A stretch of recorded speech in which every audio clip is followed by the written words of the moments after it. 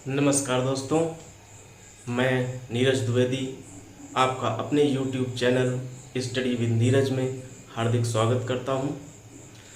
देखिए, आज से हम मॉडर्न हिस्ट्री की एक श्रृंखला प्रारंभ करने जा रहे हैं। इसी क्रम में जो इसका पहला टॉपिक है, भारत में यूरोपीय कंपनियों का आगमन। भारत में यूरोपीय कंपनियों का आगमन मॉडर्न हिस्ट्री का पहला टॉपिक, इसको आज पढ़ाने जा रहे हैं। देखिए, हम जानते हैं कि यूरोपियन जो कंपनियां थीं वो भारत में व्यापार करने के उद्देश्य से आती हैं। कई यूरोपीय कंपनियां भारत में व्यापार करने के उद्देश्य से आईं। इन व्यापारिक कंपनियों में सबसे पहली जो यूरोपीय कंपनी व्यापार करने के लिए आती है वो थी पुर्तगाली कंपनी। इसके बाद क्रमशः डच आए, इसके बाद अंग्रेज आए और अंग्रेज़ों के बाद फ्रांसीसी आए। इनके अलावा भी कई कंपनियां भारत में व्यापार करने के लिए आईं। कई यूरोपीय कंपनियां, उनमें से डेनिश हुए, स्वीडिश हुए, कई व्यापारिक कंपनियां भारत में व्यापार करने के उद्देश्य से आती हैं। देखिए, आप लोगों ने ये जाना कि यूरोप जो देश थे, जो यूरोपीय देश थे, वो भारत के साथ व्यापार करने में बहुत रुचि रखते थे। बहुत काफ़ी पहले समय से ही भारत का यूरोप के साथ व्यापार चल रहा था। एक आपने नाम सुना होगा, एक पुर्तगाली नाविक Vasco D gamma. Vasco D gamma के बारे में आपने ये सुन रखा है कि वास्को डी गामा ने भारत की खोज की। वास्तव में वास्को डी गामा ने भारत की खोज की, इसका तात्पर्य ये नहीं है कि जब वास्को डी गामा ने भारत की खोज की, इसके पहले यूरोपवासी भारत को जानते नहीं थे। देखिए, वास्को डी गामा ने भारत की खोज की, इसका तात्पर्य यह है कि जो यूरोप से भारत तक जो समुद्री मार्ग था, उस समुद्री मार्ग की खोज वास्को डी गामा द्वारा की गई। यानी वास्को डी गामा के पूर्व, वास्को डी गामा ने जब भारत की सामुद्रिक मार्ग की खोज नहीं की थी, इसके पहले भी यूरोपवासी भारत से परिचित थे। जब वास्को डी गामा ने एक सामुद्रिक मार्ग की खोज यूरोप से भारत तक के लिए कर दी, इसके बाद यूरोप का भारत के साथ व्यापार काफी आसान हो गया। और ऐसा भी नहीं था कि जब वास्को डी गामा ने भारत की खोज नहीं की थी, इसके पूर्व यूरोप का भारत के साथ व्यापार नहीं होता था।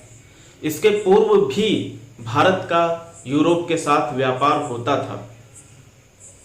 वो अलग बात है कि जो व्यापार होता था वो काफ़ी कम हो पाता था, या जो होता भी था तो बिचौलियों के रूप में अन्य देश होते थे। जैसे अरब देश होता था, तो अरब देश क्या करता था, भारत से माल खरीदता था और यूरोप में जाकर के बेच देता था।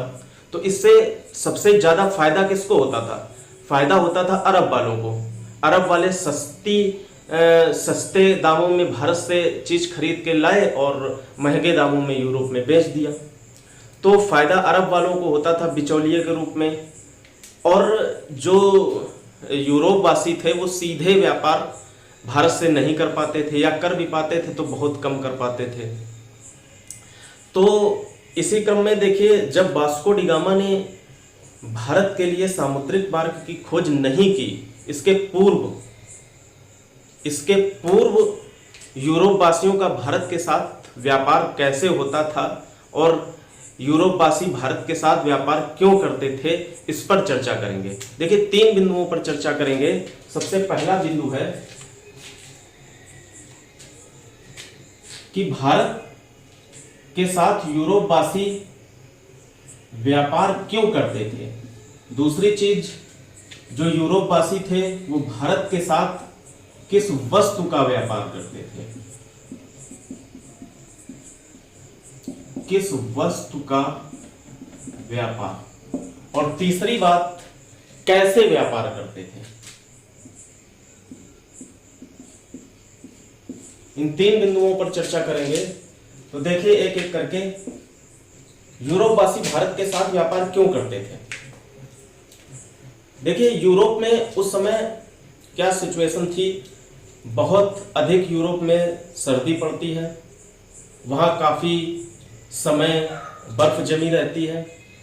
तो जब काफ़ी समय बर्फ जमी रहेगी तो वहाँ पर वनस्पतियाँ स्वाभाविक है कि कम पाई जाएंगी, और जब वनस्पतियाँ कम पाई जाएंगी तो शाकाहारी भोजन की कमी होगी, और शाकाहारी भोजन की जब कमी होगी तो यूरोपवासी किस भोजन पर निर्भर करेंगे?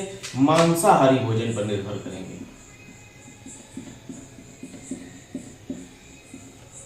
मांसाहारी भोजन पर निर्भर करेंगे, और मांस को वो खाएंगे कैसे? सबसे पहले मांस को पकाएंगे, और पकाने के बाद इसको स्वादिष्ट बनाएंगे। स्वादिष्ट बनाने के लिए मांस को किस वस्तु की आवश्यकता पड़ेगी? मांस को स्वादिष्ट बनाने के लिए मसालों की आवश्यकता पड़ेगी। मांस को स्वादिष्ट बनाना है, अधिक समय तक सुरक्षित रखना है, तो मसालों की आवश्यकता पड़ेगी। तो यूरोप वासियों को आवश्यकता है मसालों की, और उस समय मसाले इन्हें कहां से प्राप्त होंगे? उस समय मसाले प्राप्त होंगे उन्हें भारत से, क्योंकि भारत देश उस समय मसालों के उत्पादन का प्रमुख केंद्र था। यानी मसालों के उत्पादन का जो हब था वो भारत देश था। तो यूरोप वासियों को मसाले कहां से मिलेंगे? भारत से मिलेंगे। तो जब भारत में मसाले हैं, मसालों के उत्पादन का प्रमुख केंद्र भारत है, तो यूरोपवासी किससे व्यापार करना पसंद करेंगे? भारत से व्यापार करना पसंद करेंगे। तो ये आंसर कि क्यों व्यापार करते थे, किस वस्तु का व्यापार करते थे, ये स्पष्ट हो गया। अब तीसरी बात आती है कि कैसे व्यापार करते थे। आखिरकार वो कौन से मार्ग थे जिन मार्गों के द्वारा यूरोपवासी भारत के साथ व्यापार करते थे? देखिए ये बात तब की हो रही है, अभी वास्को डी गामा ने भारत के लिए सामुद्रिक मार्ग की खोज नहीं की है, उसके पूर्व की बातें ये बताई जा रही हैं। तो कैसे व्यापार करते थे? देखिए दो मार्ग हुआ करते थे। यूरोप वासियों के पास दो मार्ग उस समय हुआ करते थे। सबसे पहले मार्ग की चर्चा करते हैं।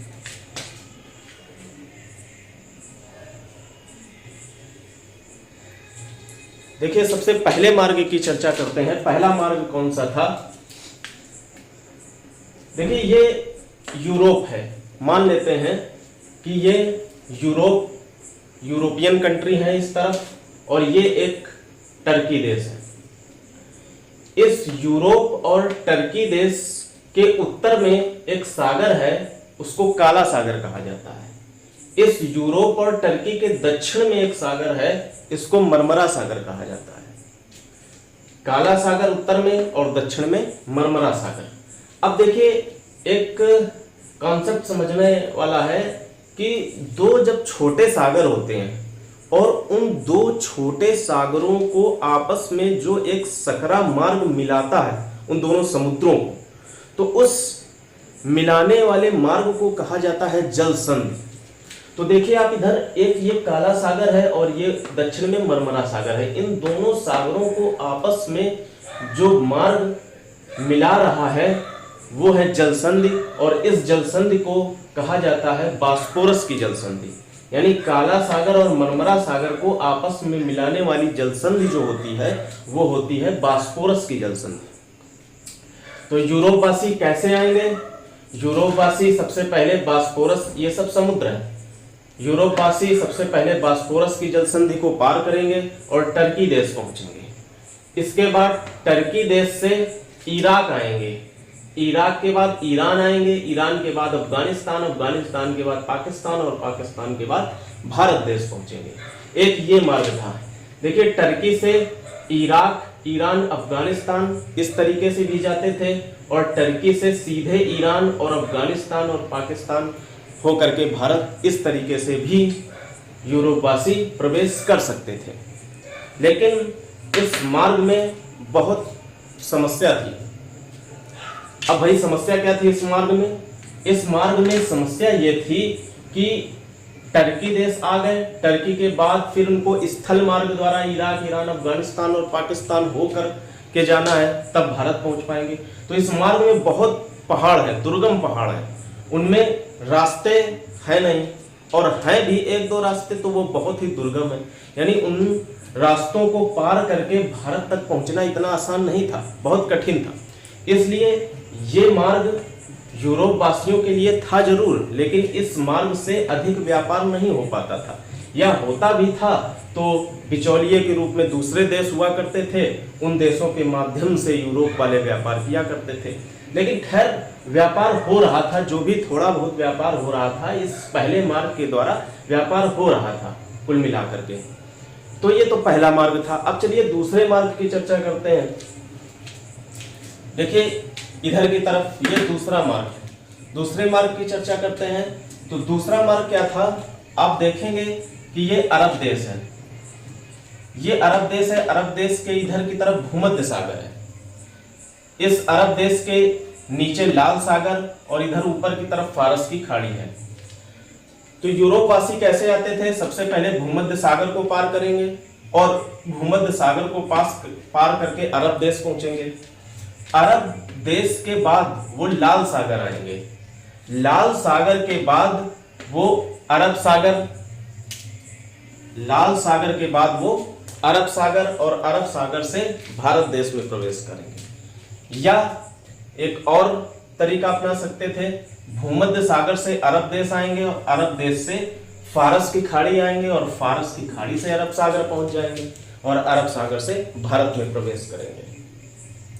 इस प्रकार से ये दूसरा मार्ग भी यूरोपियंस के लिए है, लेकिन ये मार्ग भी यूरोपियन के लिए कोई फायदा नहीं। इस मार्ग का क्यों फायदा नहीं है भाई? देखिए फायदा इसलिए नहीं है क्योंकि इस मार्ग में जो अरब के व्यापारी होते थे, उन अरब के व्यापारियों का भारतीय मसालों के व्यापार या जो अन्य वस्तुओं का व्यापार होता था उस पर पूरा वर्चस्व था, उस पर पूरा नियंत्रण था। यानी अरब के व्यापारियों का वर्चस्व था भारतीय व्यापार पर। यानी अरब के व्यापारी यूरोपियंस को सीधे व्यापार भारत के साथ नहीं करने देते थे। क्या करते थे? अरब वाले भारत से माल खरीद के लाए, कम दामों में खरीद के लाए और यूरोपियंस को बेच दिया। फायदा अरब देश बहुत कमाएगा। इस तरीके से यूरोपियंस को नुकसान होगा अगर यूरोपियंस सीधे भारत से माल खरीद लें तो उनको और अधिक फायदा होगा। खैर ये दूसरा मार्ग था जरूर, लेकिन ये अरब के व्यापारियों के पूर्णतः ये मार्ग नियंत्रण में था, इसलिए यूरोपवासी इस मार्ग के द्वारा व्यापार नहीं कर पा रहे थे। पहला मार्ग जो था इससे कुछ व्यापार हो रहा था थोड़ा बहुत, लेकिन एक ऐसी घटना आई, एक ऐसी घटना हुई जिससे ये पहला वाला मार्ग भी यूरोपियंस के लिए अवरुद्ध हो गया, पूर्णतः बंद हो गया। यानी इस मार्ग से भी व्यापार अब नहीं कर पा रहे थे। वो कौन सी घटना थी, आइए इस पर चर्चा करते हैं। इनको रफ करते हैं।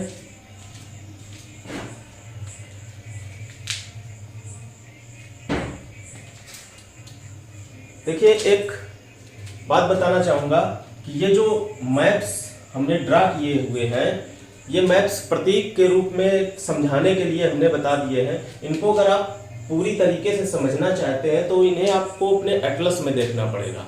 एटलस के लिए आप सभी लोग एक एटलस खरीद लें। देखिए ये ऑक्सफोर्ड का एटलस आता है, इसको आप खरीद लें और ये जो तथ्य आपको बताए गए हैं इनको इस एटलस में देखिए। तो इसमें जब आप एटलस में देखेंगे तो आप बिल्कुल क्लियर हो जाएगी स्थिति कि किस प्रकार से व्यापारी आते थे और किस मार्ग से जाते थे। यहाँ पर हमने थोड़ा सा प्रतीक के रूप में ड्रा करके आपको बताने की कोशिश की, लेकिन आप ये एटलस आपको खरीदना पड़ेगा। चलिए आगे देखते हैं।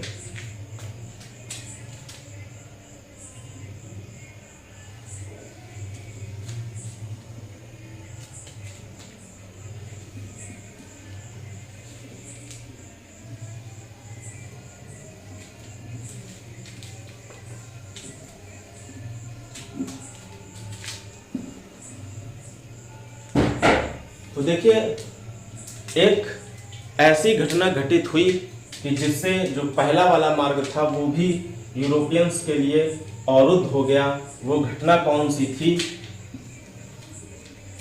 1453 ईस्वी में 1453 ईस्वी में एक घटना घटित हुई।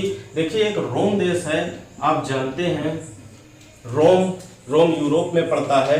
रोम के दो हिस्से मान लिए जाए, एक पूर्वी रोम और एक पश्चिमी रोम। तो हम पूर्वी रोमन की चर्चा करते हैं। रोम देश में उस समय एक पूर्वी रोमन साम्राज्य हुआ करता था। पूर्वी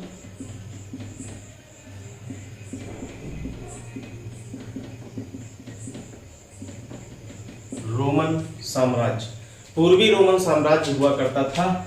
इसी पूर्वी रोमन साम्राज्य को एक दूसरे नाम बैजेंतिया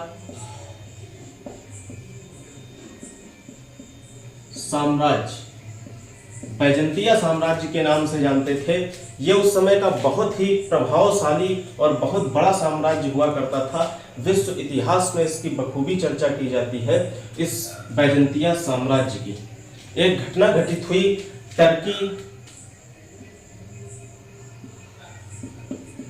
टर्की देश में एक साम्राज्य होता था, उस्मानिया साम्राज्य।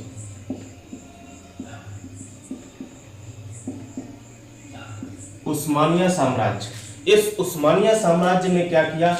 बैजेंतिया साम्राज्य की जो राजधानी थी, बैजेंतिया साम्राज्य की राजधानी थी कुस्तुनतुनिया।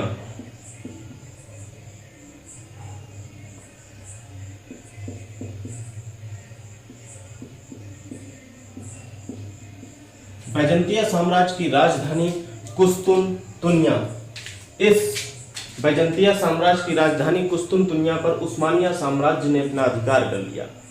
और उस्मानिया साम्राज्य ने जब कुस्तुनतुनिया पर अधिकार कर लिया, इसी घटना के बाद से यूरोप वासियों के लिए जो पहला मार्ग था वो भारत के साथ व्यापार करने के लिए वो पूर्णतः अवरुद्ध हो गया। क्यों अवरुद्ध हो गया? क्योंकि जो व्यापारी होते थे वो यूरोपवासी इसी कुस्तुनतुनिया से होकर के ही आगे बढ़ते थे भारत की ओर जाने के लिए। और इस कुस्तुनतुनिया ने उस पर उस्मानिया साम्राज्य ने अधिकार कर लिया और ये उस्मानिया साम्राज्य यूरोपवासियों को व्यापार नहीं करने देता था भारत के साथ। पूर्णतः इस मार्ग को अवरुद्ध कर दिया। ये घटना 1453 ईस्वी में घटित हुई। इसी घटना के बाद से मार्ग पूर्णतः अवरुद्ध हो गया यूरोपवासियों के लिए। अब जब मार्ग अवरुद्ध हो गया तो यूरोप वासियों के लिए एक समस्या खड़ी हुई कि अब भारत के साथ व्यापार कैसे किया जाए, क्योंकि उन्हें भारत के साथ व्यापार तो करना ही है, क्योंकि मसालों की उनको जरूरत है। तो अब कैसे व्यापार किया जाए? तो उसके लिए एक रास्ता था कि एक कोई ऐसा मार्ग खोजा जाए जिसके द्वारा हम भारत तक पहुंच सकें और किसी भी देश का हस्तक्षेप न हो। और वो मार्ग समुद्र के द्वारा ही संभव था, यानी एक समुद्री मार्ग की खोज की जाए यूरोप से भारत तक। तो इस समुद्री मार्ग की खोज में सबसे आगे आया पुर्तगाल।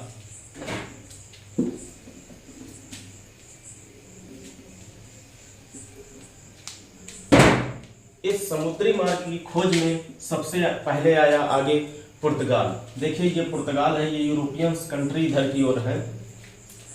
तो पुर्तगाल सबसे आगे आया और पुर्तगाल का एक राजा जिसका नाम था Prince Henry the navigator.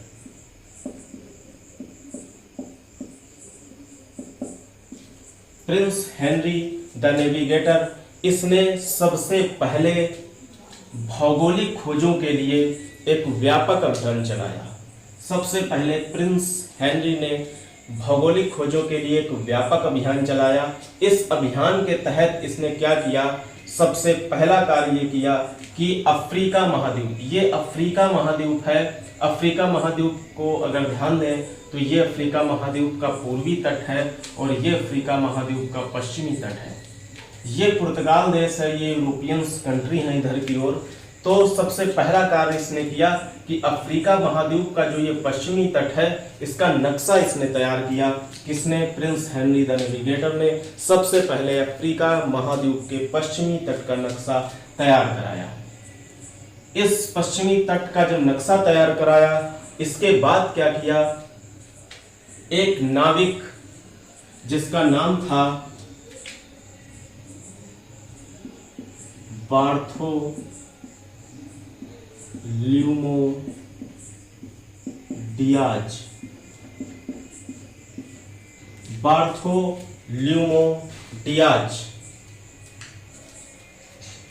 Bartholomew Diaz जो कि एक पुर्तगाली नाविक था, इसको प्रिंस हेनरी ने 1487 ईस्वी में भारत की खोज के लिए भेजा। अफ्रीका महाद्वीप के पश्चिमी तट का नक्शा तैयार हो चुका है। इसी अफ्रीका महाद्वीप के नक्शे के सहारे बार्थोलोम्यू डियाज इस तरीके से अफ्रीका महाद्वीप के पश्चिमी तट से होता हुआ एक अफ्रीका महाद्वीप के बिल्कुल दक्षिणी बिंदु पर पहुंच गया। बिल्कुल दक्षिणी बिंदु पर पहुंच गया। इस बिंदु को क्या कहा जाता है? दक्षिणी बिंदु, इसको कहा जाता है उत्तमाशा अंतरिक्ष या केप ऑफ गुड होप। तो बार्थोलोम्यू डियाज इस बिंदु पर पहुंचा केप ऑफ गुड होप में, लेकिन समस्या ये हुई, उसे खोजना क्या था? ये भारत देश पहुंचना था। अभी उसके सामने क्या समस्या थी? केप ऑफ गुड होप तक पहुंचा, इस पूरे अथाह सागर को पार करना है, हिंद महासागर को पार करना है और फिर अरब सागर पहुंच करके ही भारत में प्रवेश कर सकता था। लेकिन Bartholomew Diaz Cape of Good Hope तक आया, वो बहुत अधिक थक चुका था और इतना अधिक निराश हो चुका था समुद्र में चलते चलते कि शायद मैं आगे भारत नहीं खोज पाऊंगा।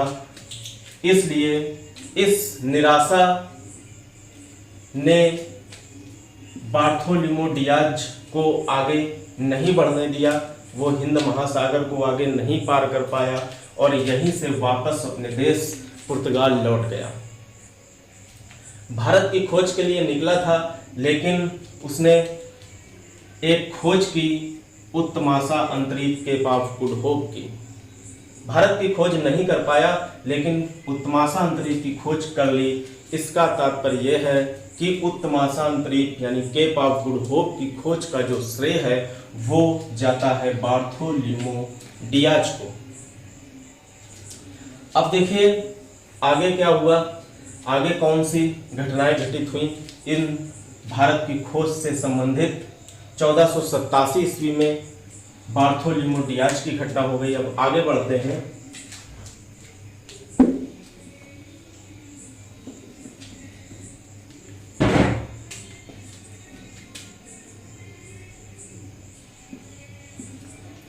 अब देखिए एक घटना हुई 1492 ईस्वी में।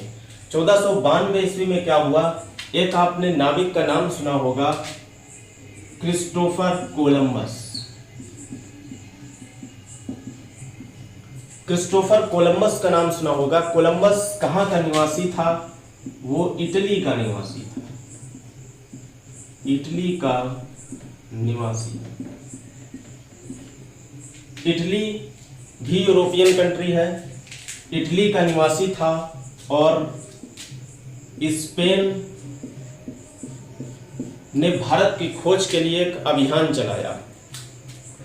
तो कोलंबस स्पेन द्वारा प्रायोजित यात्रा के तहत भारत की खोज के लिए निकला, लेकिन इससे बहुत बड़ी गलती हो गई।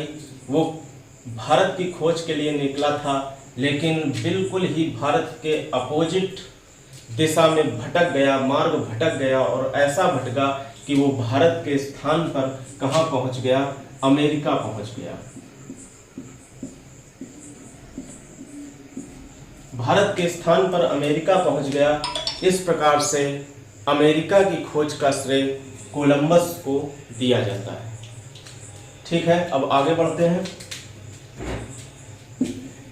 ये दो घटनाएं हो गई। एक तो 1487 की घटना हो गई बार्थोलोम्यू डियाज की, जिसे पुर्तगाल ने भेजा था, पुर्तगाली राजा ने। और दूसरी घटना हो गई 1492 की कोलंबस की, जिसको स्पेन ने एक कार्यक्रम ऑर्गेनाइज किया था भारत की खोज के लिए, उसके तहत। अब अगली घटना पर विचार करते हैं।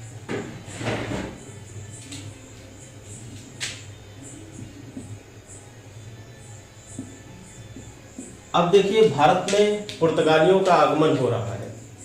अब भारत में पुर्तगाली आएंगे, एक सन ध्यान रखेंगे 1498 ईस्वी। 1498 ईस्वी में क्या हुआ, एक पुर्तगाल का राजा जिसका नाम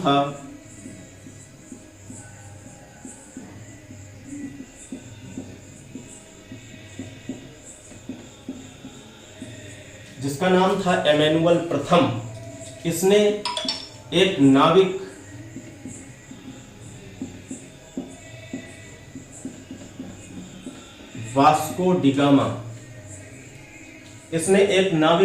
वास्को डिगामा को भारत की खोज के लिए भेजा। जब बार्थोलोम्यू डियाज भारत की खोज के लिए आया था, उस समय राजा था प्रिंस हेनरी द नेविगेटर। लेकिन जब वास्को डिगामा भारत की खोज के लिए निकला है, उस समय राजा है एमेनुअल प्रथम। तो इस एमेनुअल प्रथम ने वास्को डिगामा को भारत की खोज के लिए भेजा। अब चूंकि जो बार्थोलोम्यू डियाज था, उसने केप ऑफ गुड होप की खोज कर ली थी। इस यहाँ तक के मार्ग की जानकारी पुर्तगालियों को पहले ही हो चुकी थी। इसी नक्शे के सहारे पुर्तगाल से वास्को डिगामा चला और अफ्रीका के ये पश्चिमी तट से होता हुआ केप ऑफ गुड होप तक पहुंच गया। केप ऑफ गुड होप तक पहुंचने के बाद उसे हिंद महासागर को पार करना था, और इसी क्रम में उसने हिंद महासागर को पार किया, और हिंद महासागर को पार करते करते वो हिंद महासागर के काफी आगे मार्ग तक आ गया। भाग्यवश हिंद महासागर के मार्ग में उसको एक व्यक्ति मिला जिसने उसकी सहायता की भारत तक पहुंचने में। उस व्यक्ति का नाम क्या था?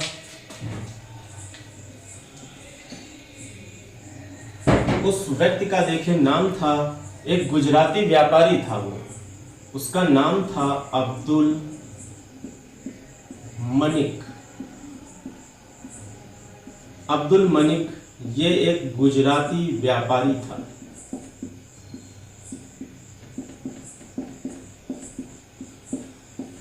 हिंद महासागर के मार्ग में उसको अब्दुल मलिक मिला। अब्दुल मलिक ने वास्को डिगामा की सहायता की, और इस अब्दुल मलिक की सहायता से ही वास्को डिगामा भारत तक पहुंच गया। वो डेट कौन सी थी? 17 मई 1498। 17 मई 1498 ईस्वी में वास्को डिगामा भारत में पहुंचा। भारत में किस जगह पहुंचा? भारत का एक राज्य है इस जगह, केरल। केरल राज्य में कालीकट एक बंदरगाह है। इस कालीकट बंदरगाह पर पहुंचा। इसी कालीकट को वर्तमान में कोझिकोड कहा जाता है। इस बंदरगाह पर आखिरकार वास्को डिगामा पहुंच गया, और वास्को डिगामा ने इस प्रकार से भारत की खोज कर ली। एक दो पॉइंट जानते हैं वास्को डिगामा के बारे में, कि जब वास्को डिगामा कालीकट के बंदरगाह पर उतरा है तो उसका स्वागत वहां के एक राजा ने किया था। उस राजा का नाम था जमोरिन। देखिए, जमोरिन वास्तव में राजा का नाम नहीं, उस समय राजा की एक पैतृक उपाधि हुआ करती थी। तो इस जमोरिन ने कालीकट बंदरगाह पर वास्को डिगामा का स्वागत किया था। एक दो चीज और जानते हैं कि जो वास्को डिगामा था वो किस जहाज से भारत पहुंचा था, उस जहाज का नाम क्या था, यह भी एग्जाम में पूछा जाता है। उस जहाज का नाम था साओ गैब्रियल, उस जहाज का नाम था साओ गैब्रियल। और एक चीज है कि कितने जहाज को लेकर के गया था वास्को डी गामा, कितने जहाजी बेड़ों के साथ गया था, तो वो 4 जहाजी बेड़ों के साथ गया था।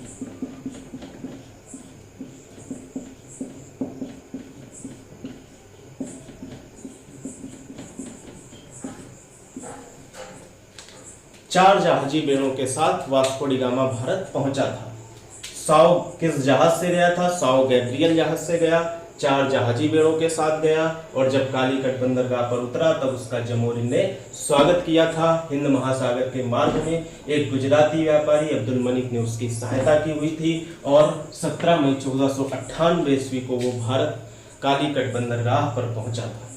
इतनी चीजें जो हैं ये वास्को डी गामा के बारे में, और भी अन्य चीजें हैं वास्को डी गामा के बारे में। अब देखिए, पुर्तगाली भारत तक पहुंच चुके हैं। अब पुर्तगाल का भारत के साथ व्यापार होगा। इस पुर्तगाल का भारत के साथ व्यापार के बारे में कई तथ्य, कई फैक्ट हम आगे की क्लासों में पढ़ेंगे। एक चीज और जानते हैं कि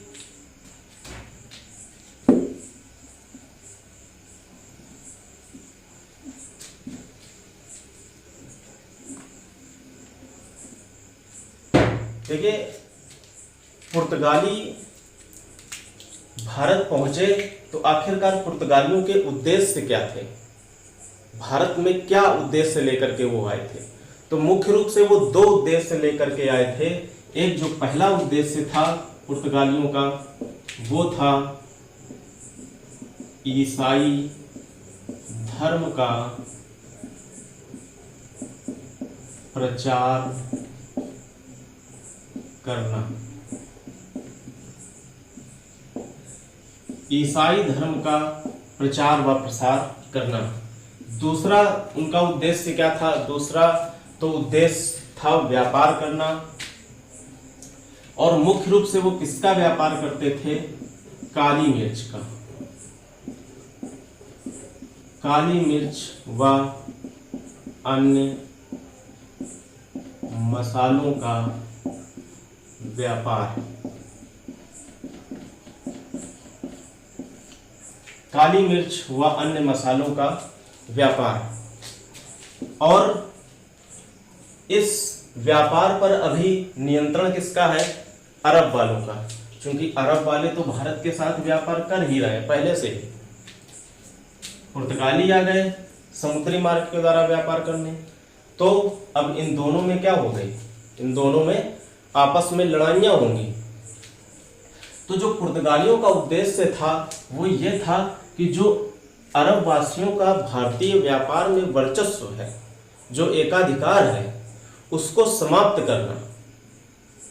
यानी अरब के व्यापारियों का भारत के साथ जो व्यापारिक वर्चस्व है उसको समाप्त कर अपना वर्चस्व स्थापित करना भारतीय व्यापार पर।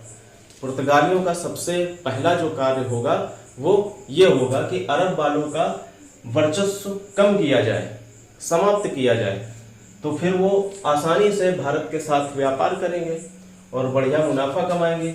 आगे की क्लासों में हम पढ़ेंगे कि कितना मुनाफा वास्को डी गामा ने कमाया या अन्य जो आए वो कितना मुनाफा भारत से ले जाएंगे। एक एक करके क्रमबद्ध पढ़ेंगे। अब पुर्तगालियों का आगमन भारत में हो चुका है।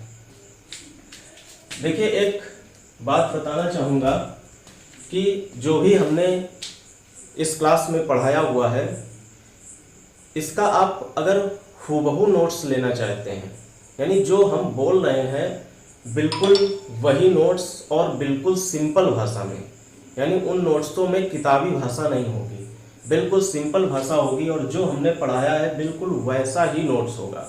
तो आप हमारे व्हाट्सएप ग्रुप से जुड़िए, हम आपको नोट उपलब्ध कराएंगे। हमारा व्हाट्सएप नंबर नोट कर लीजिए और इस पर हमको मैसेज कीजिए। हम आपको ग्रुप से जोड़ करके जो भी पढ़ाया करेंगे उसका हूबहू नोट्स आपको उपलब्ध कराएंगे, जिससे आपको आसानी होगी। आसानी ये होगी कि आप मेरा वीडियो ध्यान से देखें और जैसे ही आप नोट्स पढ़ेंगे वो बिल्कुल वीडियो के हूबहू ही होंगे, तो आपको बहुत आसानी होगी पढ़ने में और काफ़ी आनंद आएगा और इंटरेस्टिंग तरीके से आप पढ़ सकेंगे। तो आप हमारा व्हाट्सएप नंबर नोट कर लीजिए और इस पर आप मैसेज कीजिए तो आपको ग्रुप से जोड़ दिया जाएगा। हमारा व्हाट्सएप नंबर है 7905269626। इस व्हाट्सएप नंबर पर आप मैसेज कीजिए फॉर नोट्स, तो आपको हूबहू नोट्स उपलब्ध कराए जाएंगे। और ये जो श्रृंखला हमने चालू की है आधुनिक भारत की, इसको पूरा कंप्लीट किया जाएगा और बड़े ही रोचक और सरल तरीके से, एक कहानी की तरीके से स्टेप बाय स्टेप कंप्लीट किया जाएगा। आपका कोई भी ऑब्जेक्टिव क्वेश्चन नहीं छूट जाए, कोई भी ऑब्जेक्टिव क्वेश्चन नहीं छूटेगा इन क्लासों को पढ़ने के बाद।